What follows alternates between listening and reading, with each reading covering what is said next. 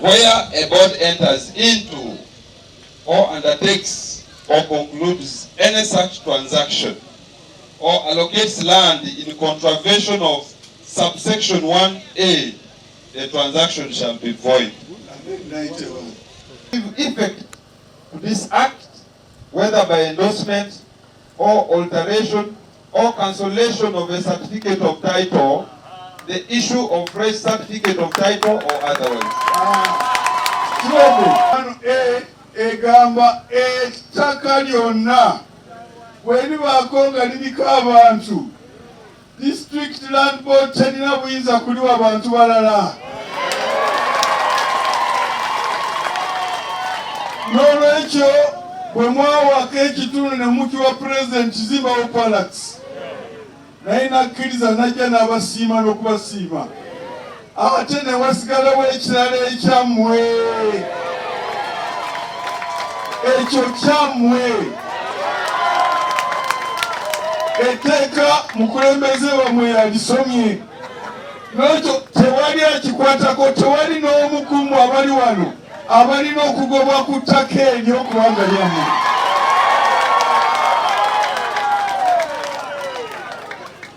Kakati ate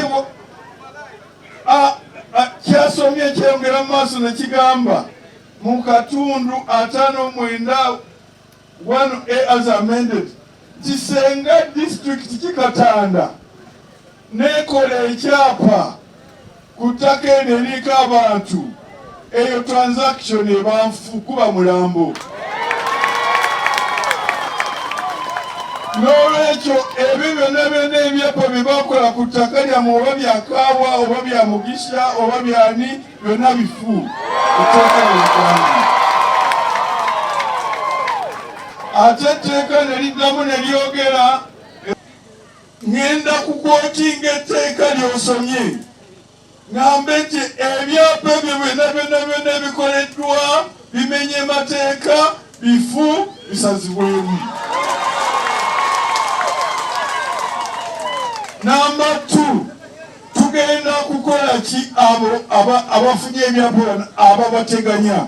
Ebyo nange mbikola mukwano gwammwe, mukwano gwange, President waffe ffenna, mukwano waffe Yoweri Kaguta Museveni yawandiise dda era kambasomere.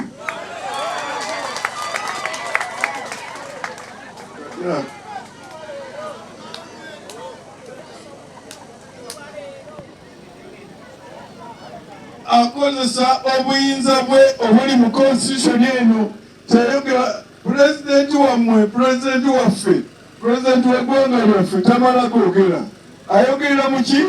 Mu constitution eno. The Constitution, Clause 1 states, this Constitution is the supreme law of Uganda and shall have binding force on all authorities and patrons throughout Uganda. Clause 2, if any other law agambye nti eno constitution yetteeka erisinga amateeka gonna mu Uganda era lifuga buli muntu yenna. Clause 2 states, if any other law or any custom is inconsistent with any of the provisions of this Constitution, the Constitution shall prevail, and that other law or custom shall, to the extent of the inconsistency, be void. Eno yetteeka, senga obaawo etteeka lyonna oba ennono yonna nga oba traditional ruler, nga ennono eyo ekontana oba etteeka eryo likontana ne constitution eno, etteeka eryo liba ffu era constitution eno yebeesinga. Kati kagende ku 9:9, kati mutegedde nti eno ye supreme law. Kati 9:9 egamba ki? Executive authority of Uganda. Obuyinza bwa Uganda buli luddawa? Article 99 Clause 1. The executive authority of Uganda is vested in the president and shall be exercised in accordance with this constitution and the laws of Uganda. Obuyinza bwonna bwa Uganda buli mu mikono gya Yoweri Kaguta Museveni, etteeka bwe ligamba. Yenna agamba nti president obuyinza tebuli mikono gye, ekyo kyagamba kiba kifu kubanga constitution yagambye. Genda ku 2. Clause 2. The President shall execute and maintain this Constitution and all laws made under or continued in force by this Constitution. Kakomao. Eno ani asa Constitution eno muinza ye President wa Uganda. N'olwekyo tojja kugamba makoti ti kooti esazeewo bino President wa Uganda kyayogera kyekisemayo. Kakati alimuwa era yabasiima bakyogedde wano n'agamba tino lyammwe tewali abakwatako ne district terina buyinza kulibajjako era bw'oba olibajjeeko ekyo kyonna bwekola kiba kifu era ne commissioner wanandulukise abona obuyinza okusazaamu nga tagenze na mu kooti ezo zibateganya. Kati President yagamba kisenga ebyo bikolebwa kyokka abantu ne bamenya amateeka. President yagambye ati yagambibwa ati nkisoma mu bigambo bwe kati babagoba babateganya President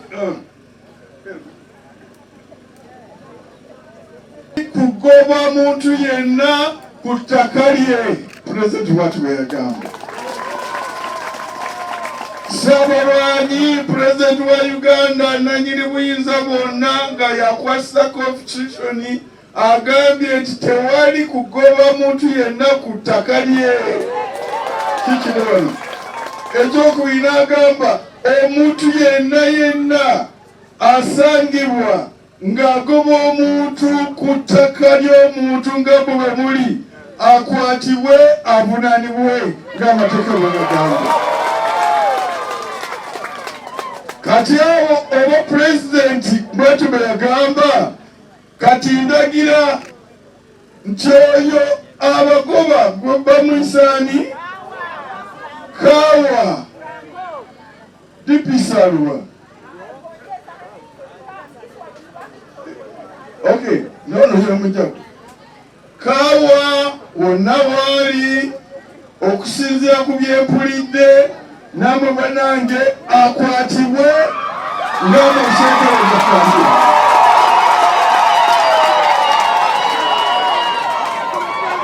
munonyiza mpulira nti musajja mugagga nnyo alina amayumba e Kampala eyo alina n'oluguudo nga luli mu linnya lya mutabani we naye kaakati amateeka gamufuuzizza akwatibwe wonna.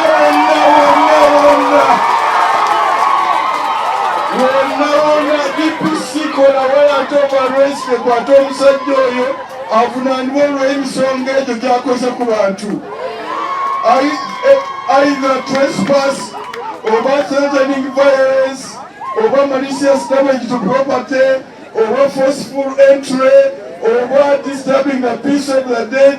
Amateeka ago gonna gasomebwe akwatibwe mukole zi statements file ejjule omusajja bamusibe tagenda kuvayo okutuusa ndowooza abeereyo ekiseera kyonna.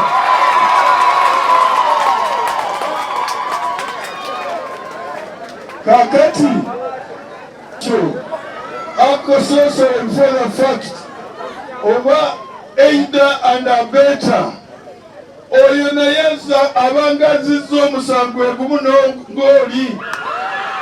N'olwekyo omusajja waffe Wadiso no Fred yimukako tubaba. Yes, siyoni egisono kakati DPC omusajja ono mukwate.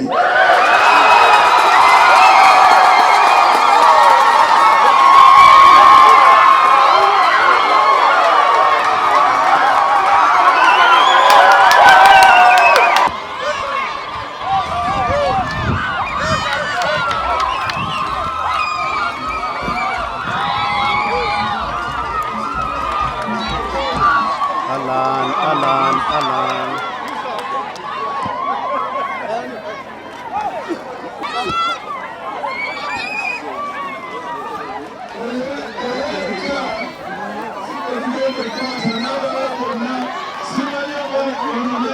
Thank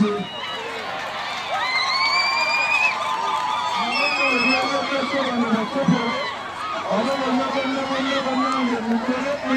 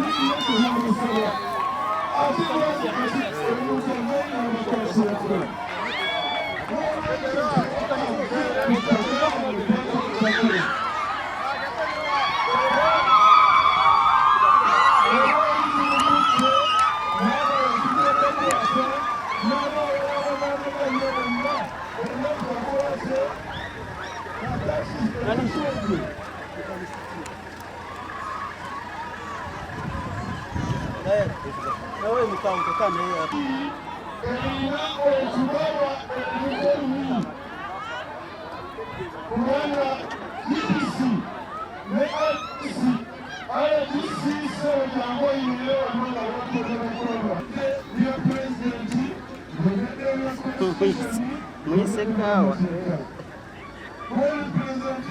iyo kamera ina zoom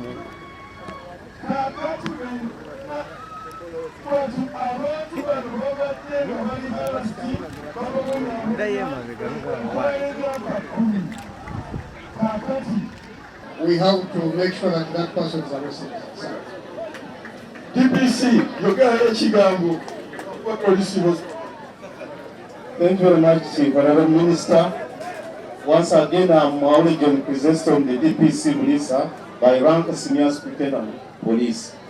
As far as security is concerned, we have the police, full-fledged police station here in Java.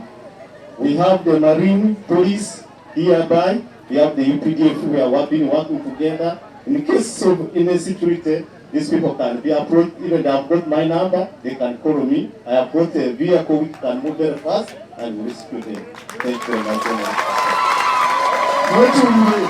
Kakati ngatako ate kikicho tute okujjako okukozesa kyekiyuta abuse of court process. Kakati sewo naye nga tulina okukijjawo nakyo tukisazeemu era Fiona twabadde nga tunoonya appointment okulaba Chief Justice era tugenda mulaba, tugenda musaba akolewo special session ow'emisango gino emikapatike gye bakoze wano, oba session ebeere wano ebuliisa ekole emisango egyo gyonna egisazeemu fayiro zigalwe mubeere mu mirembe.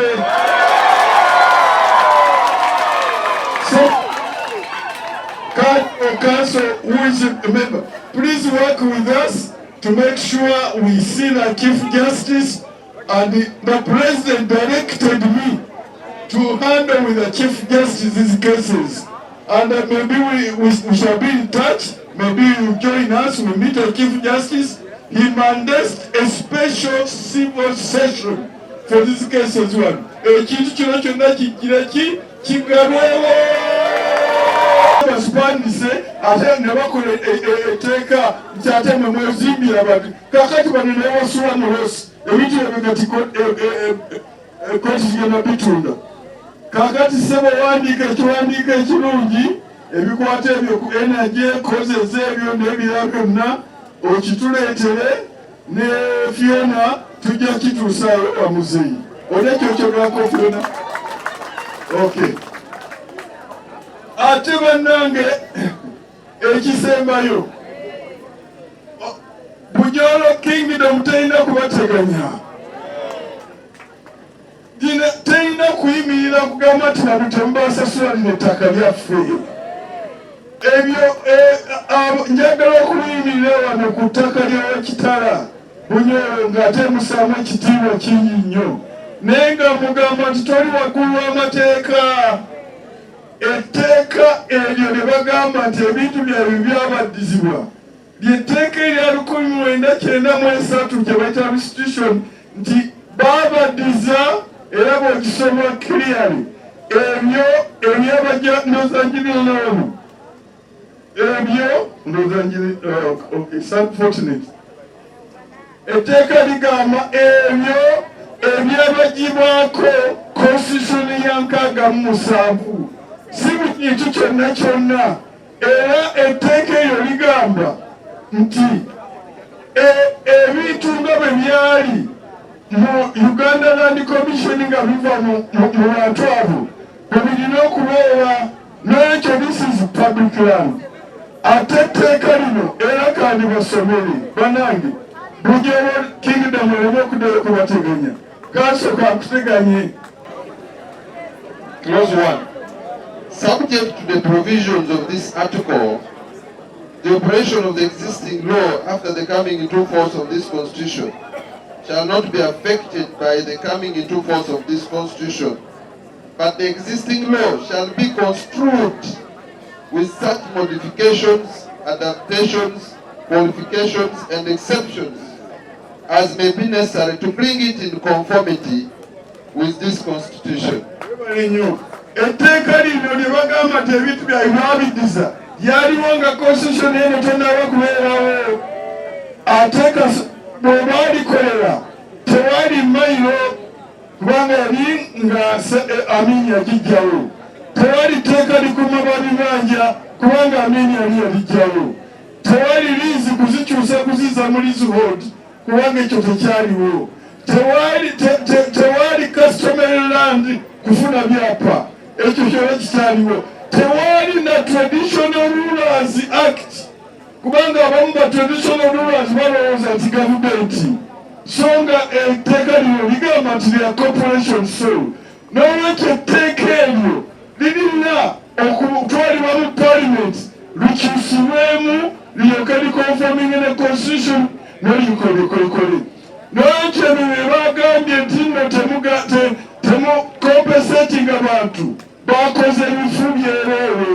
Era tujja kuwandiika nga tukuwandiikira basebo etteeka terinakola fu era abantu babe compensated. Tujja kukyogera munayogedde ne kanso wammwe titujja kutuula tukole ekiwandiiko ekiri solid nze nkiweereze nga kiva mu gavumenti tubeere mu ddembe.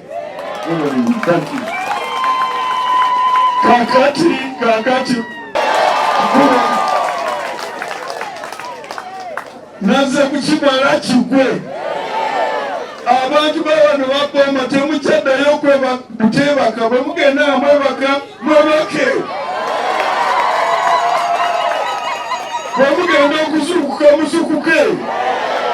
Bwe mutambula mutambule mu ddembe. Oba tuba balamu tubeere balamu mu ddembe. Bwe muba twogera twogere byonna bye twagala. Ekyo kiwedde leero. Saako omuzigi nga nzirayo wali.